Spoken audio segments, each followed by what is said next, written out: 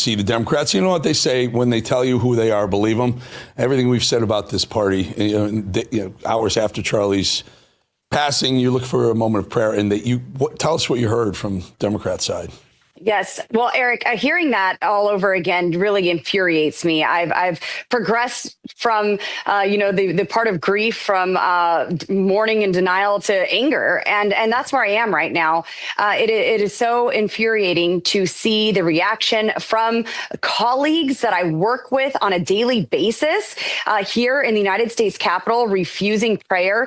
And, in that moment, we had not known that Charlie had passed. And I didn't feel it was appropriate to just have silence for my friend while believing for a miracle. And I wanted us to collectively come together and pray for a man who brought young people not just to the Republican Party or even to our constitutional roots. And he was a role model and a husband to Erica, a father to 2 young children, and a friend who lived out exactly what he preached. He welcomed debate from those who disagreed with him. In fact, he was famous for saying, if you disagree with me, come to the front of the line. I want to have a conversation with you and welcome that dialogue. And now we can't even have the minority leader, Hakeem Jeffries, join us for a prayer vigil, a candlelight vigil for Charlie in Statuary Hall in our Capitol, which is so egregious and offensive.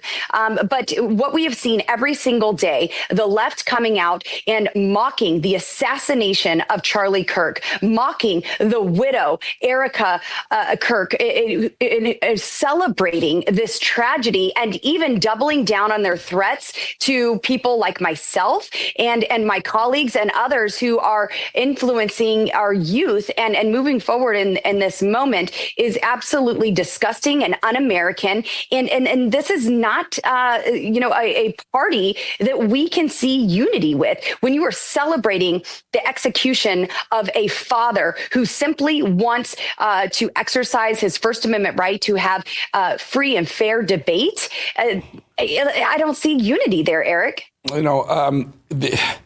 It's incredible how they've really shown their colors. They always do this, too. And when there's a liberal, progressive, trans shooter, within seconds, they start blaming the gun. This was a little different, though. They first started blaming Charlie himself for his words, and I'm thinking of Ilhan Omar, who said that, one of your colleagues on the left. Another one, guys, I don't know, Ben or Mad Dog, if you have it, we played it yesterday, I believe, or this morning, Jasmine Crockett blaming an assault weapon, because proving yet she knows nothing about the things she's trying to control and the situation. If we can find that, we're going to look for that, Congresswoman. But between Jasmine Crockett blaming an assault weapon, which wasn't, or Ilhan Omar blaming Charlie with his own words, you got to be disgusted with your party on the other side. I'm not ready for unity with that party. Are you? No, I don't see it happening is the thing. This should have toned down the rhetoric from those on the left. Instead, they are saying that Republicans need to tone down the rhetoric. We aren't the ones out there killing people we disagree with. They tried to kill my president twice, and now they have killed my friend Charlie Kirk, our friend.